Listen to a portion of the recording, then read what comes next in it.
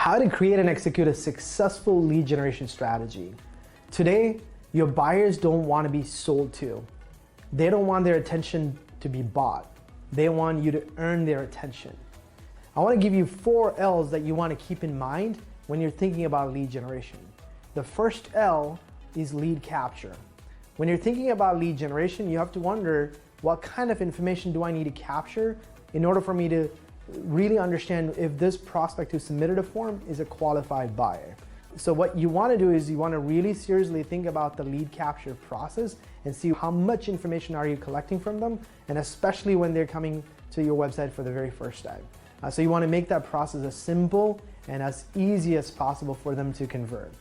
The second L I want you to keep in mind is the lead magnet.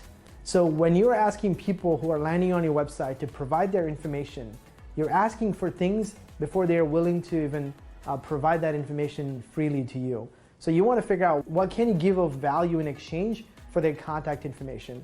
Examples of such resources would be an ebook, a webinar, some sort of an educational video series, or some templates or guides that you can make available to them that you as an expert in the industry can offer to your prospects who are landing on your website.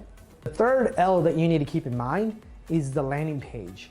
When you're thinking about a prospect that's landing on your website, when you're thinking about a visitor that's browsing around the web, lands on your website, when they're presented with so many things to browse around and click through, it creates so much distraction. So you want to somehow guide them through the buying process and lead them to a landing page that has very minimal distractions. You want to have just one ask of that prospect or a visitor to convert them into a contact that you can essentially nurture and close.